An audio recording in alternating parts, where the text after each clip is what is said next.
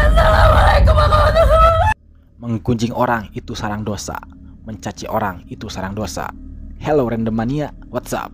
Semoga kalian sehat selalu, amin. Di video kali ini, saya akan menceritakan alur cerita film Gibah yang dirilis pada tahun 2021. Ingat ya, ini konten spoiler. Bagaimana keseruan kisahnya? Tonton video ini sampai habis.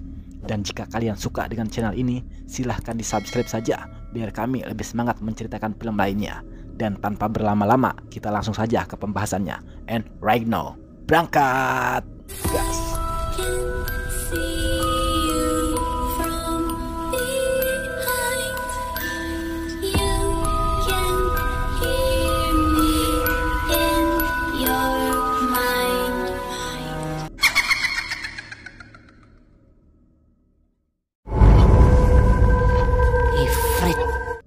Film ini diawali dengan memperlihatkan sekelompok mahasiswa yang sedang mengadakan rapat. Kelompok mahasiswa itu merupakan organisasi jurnalistik di kampus mereka yang terdiri dari 6 orang. Mereka adalah Arga, Firly, Reno, Ulfa, Yola, dan Okta. Namun, pada saat itu Okta tidak hadir dikarenakan dia sedang sakit. Arga sebagai ketua memutuskan untuk memuat berita terbaru yaitu tentang isu pencemaran lingkungan. Tapi Ulfa mengusulkan bagaimana memuat berita tentang perselingkuhan dosen dan muridnya, karena Okta telah menyelidiki berita itu.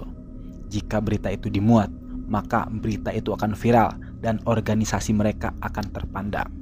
Namun Arga menolak dengan alasan itu tidak sesuai dengan kode etik jurnalis. Jangan lupa bintang 5 ya. Tosopan pis.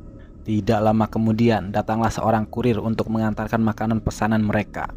Reno memesan 5 nasi kotak beserta ayam, tapi Reno lupa satu hal, kalau Firly tidak makan daging alias vegetarian. And willy-nilly Firly tidak makan pada malam itu. Besok merupakan hari raya Idul Adha. Arga dan Yola akan pergi ke masjid terdekat untuk menyerahkan kambing kurban. Untuk liputan penyerahan kurbannya lo bisa kan besok?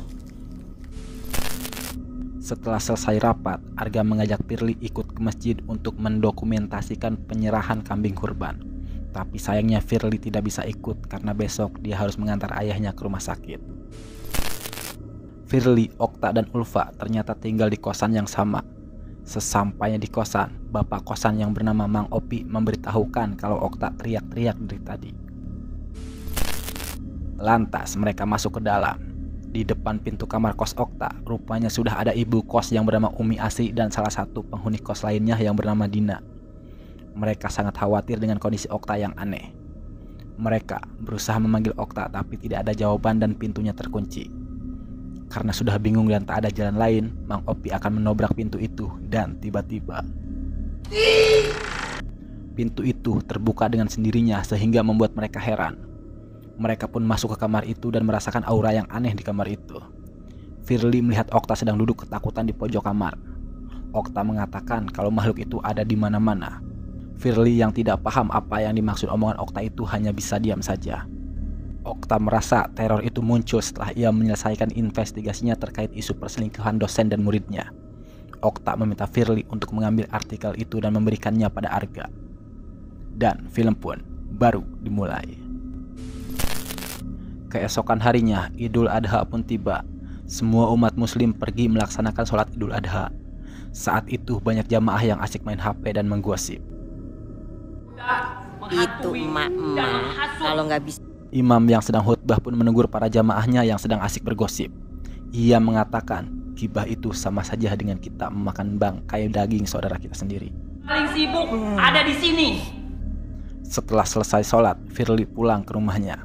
Hari ini Firly akan mengantar ayahnya ke rumah sakit.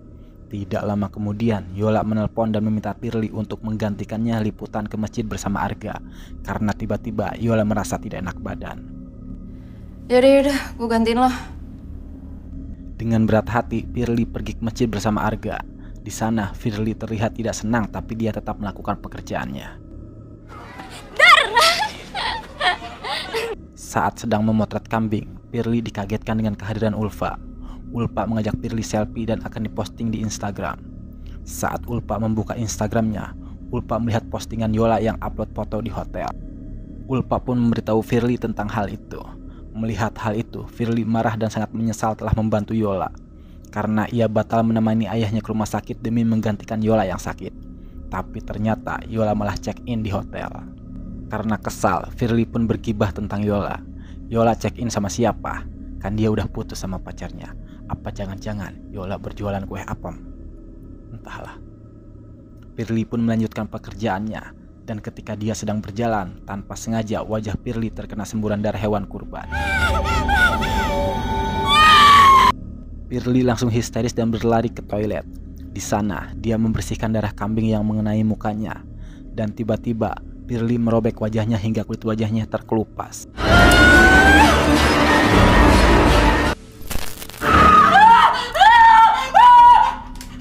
Di sisi lain, Okta yang sedang sholat di kosan diganggu oleh jin. Okta terus melanjutkan sholatnya sampai selesai walaupun dalam keadaan takut. Dan tiba-tiba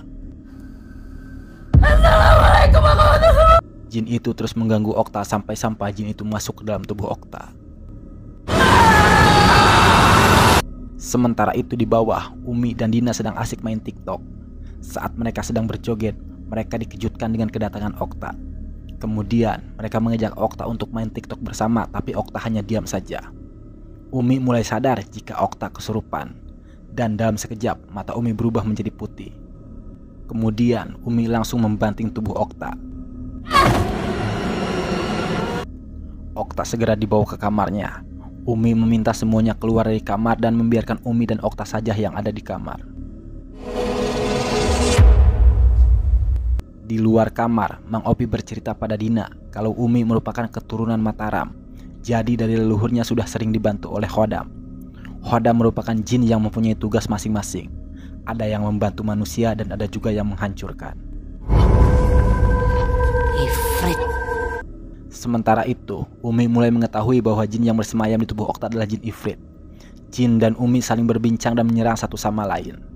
Umi mendorong Okta hingga terpental ke tembok, kemudian Okta langsung merayap di dinding. Okta pun balik menyerang Umi hingga membuat Umi terpental. Mang Opi dan Dina yang berada di luar kamar mendengar teriakan Okta dan Umi. Mereka pun langsung masuk dan melihat kamar berantakan seperti kapal pecah. Okta pun sudah terbaring tidur di ranjangnya. Di sisi lain, ayah dan ibunya Firly baru pulang dari rumah sakit. Kaki ibunya Firly terluka karena terjatuh saat mendorong kursi roda ayahnya. Firly pun langsung mengobati kaki ibunya yang luka. Malam harinya, Firly pulang ke kosan. Malam itu, Okta dijemput oleh keluarganya dan keluar dari kos ini. Firly sedih dan langsung memeluk Okta yang akan pindah. Okta berpesan agar Firly berhati-hati karena mereka ada di mana-mana. Keesokan harinya di kampus, Firly meminta Ulfa untuk memberikan artikel berita yang telah dibuat oleh Okta pada Arga. Karena Firly ingin bicara dulu pada Yola. Firly mengatakan kalau Yola telah berbohong tentang dirinya yang sakit. Gara-gara Yola, ibunya Firly jadi celaka. Yola melakukan pembelaan dan mengatakan kalau dirinya beneran sakit. Tapi Firly tidak percaya karena dia melihat postingan Yola di Instagram. Di hari Idul Adha lu bukannya ibadah tapi malah check-in. Ucapan Firly terdengar oleh mahasiswa yang ada di lorong kampus. Tentu saja hal ini membuat Yola malu dan sakit hati. Di dalam kelas saat Firly sedang serius belajar, tiba-tiba dia mendengar bisikan-bisikan yang memanggil namanya. Dosen yang melihat Firly terus mengobrol sama teman-temannya langsung menegur Firly.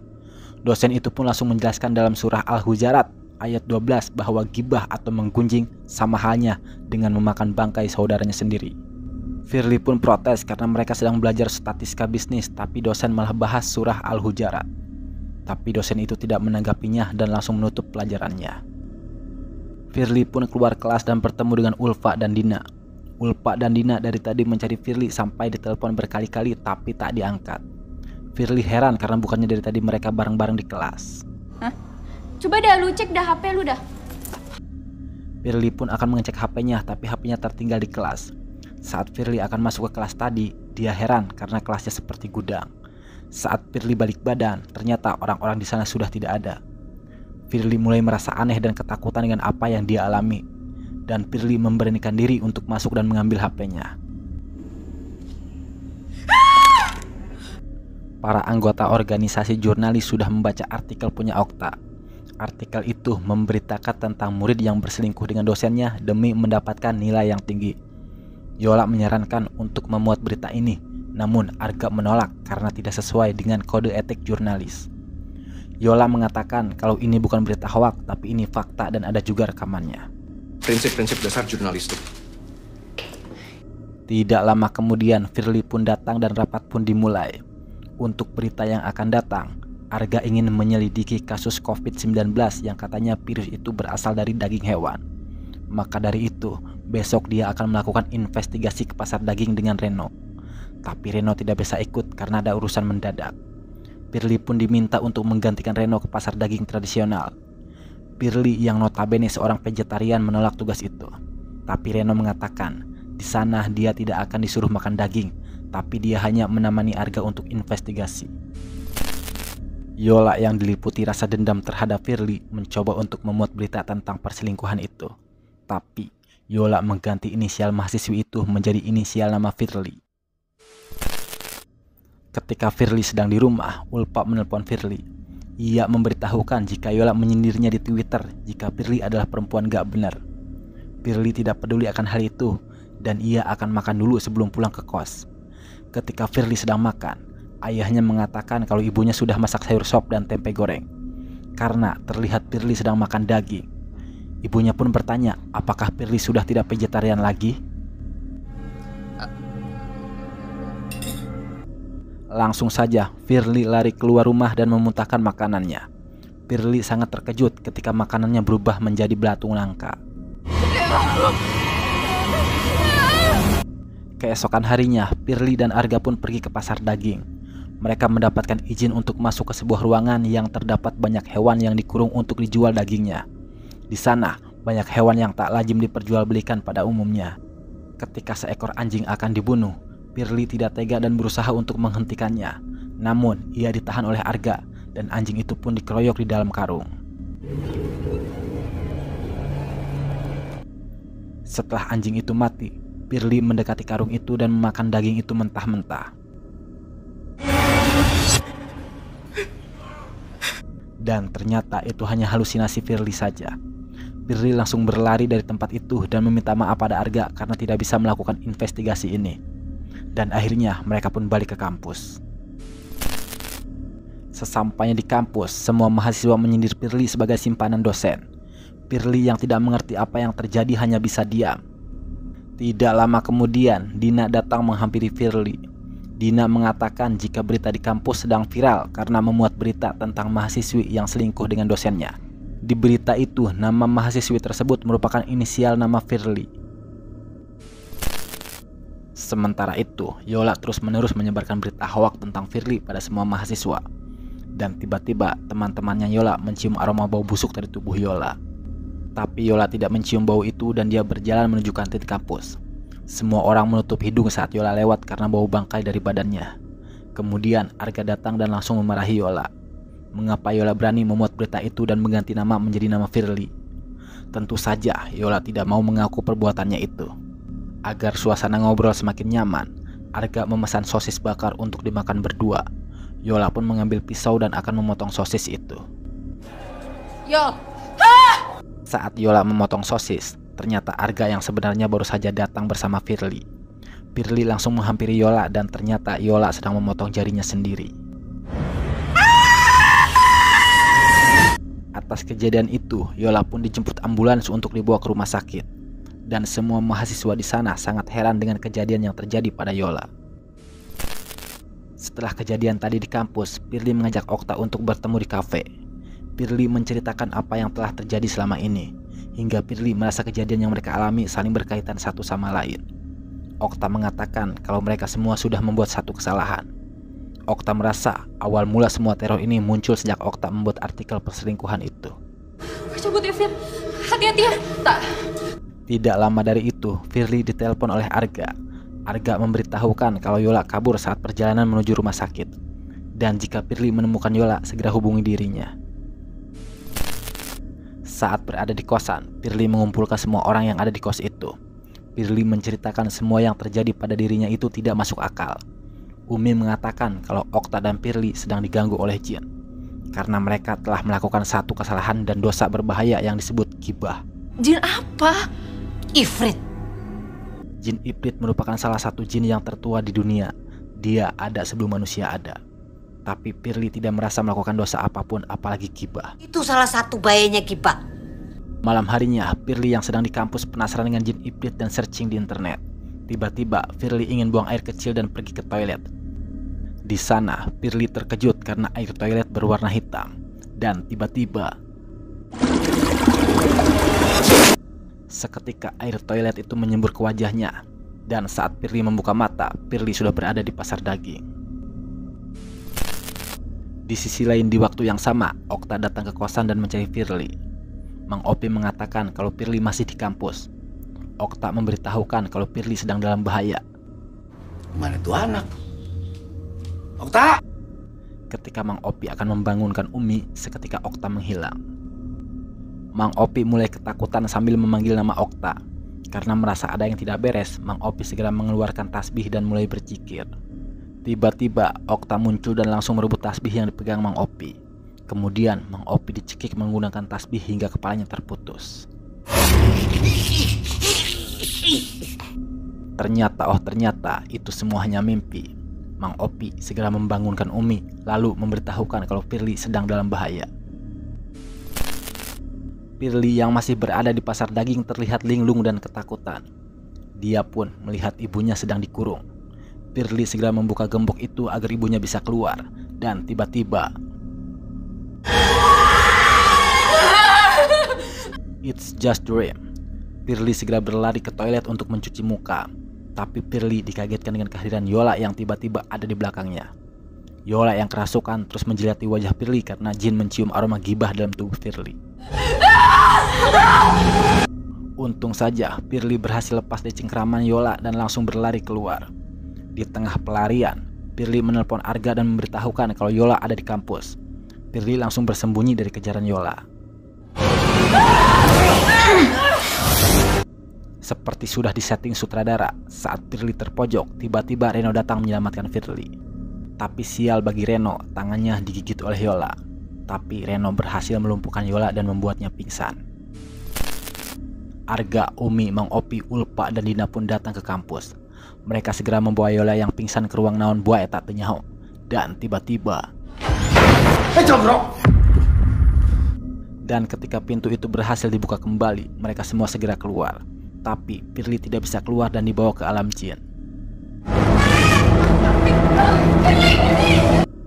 Mereka mulai menyadari jika Firly masih ada di dalam. Ketika mereka kembali masuk, terlihat Firly tak sadarkan diri tergeletak di lantai. Umi mengatakan kalau Firly dibawa ke alam lain. Di alam lain, Firly ketakutan dan diteror sosok menyeramkan. Firly hanya bisa berteriak dan berlari agar terhindar dari kejaran makhluk itu. Saat sedang berlari, Firly dikecebur alias tercebur ke dalam genangan air yang dalam. Firly mencoba keluar dari air itu, tapi dia terus ditarik oleh makhluk itu. Umi pun datang dan mencoba menyelamatkan Firly. Umi terus membaca surat-surat Al-Quran sambil menarik tangan Firly. Firly pun mengikuti bacaan surat Umi, tapi saat Firly akan membaca surat itu, seketika mulutnya tertutup. Umi tak menyerah begitu saja. Ia terus berusaha sambil membaca ayat kursi dan menempelkan tangannya di kening makhluk itu. Dan pada akhirnya Umi berhasil membawa kembali Firly ke alam dunia dan mereka semua selamat. Pagi harinya, ambulan kembali datang ke kampus. Reno dan Yola akan dibawa ke rumah sakit untuk diobati. Sebelum pergi, Yola dan Firly meminta maaf satu sama lain. Yola menjelaskan saat Idul Adha dirinya memang beneran sakit. Dan foto yang diposting itu adalah foto lama saat ia liburan dulu. Setelah ambulan pergi, mereka semua akan pergi makan. Tapi saat di jalan, mereka tanpa sengaja telah melakukan gibah lagi. Kan, itu mau mantan yang lain. Dengerin. Seketika mereka ingat, barusan mereka telah melakukan gibah. Mang Opi yang melihat mereka bengong dan ketakutan, menghampiri mereka dan memberitahu doa yang harus dibaca jika tidak sengaja gibah. Doanya adalah Allahumma firlana walahu. Dan film pun berakhir. Dan itulah alur cerita film Gibah. Bagaimana? Seru dan menegangkan sekali bukan? Firly tidak menyadari kalau dirinya telah melakukan dosa gibah hingga dirinya harus mengalami serangkaian kejadian yang tak masuk akal. Pesan moral yang bisa diambil dari film ini adalah jauhi gibah agar kita terhindar dari dosa yang bisa membawa kita ke lembah hitam. Dan fitnah itu lebih kejam dari pembunuhan. Saya Ede, pamit undur diri. Salam sehat selalu. Sampai jumpa di video selanjutnya. See you and goodbye.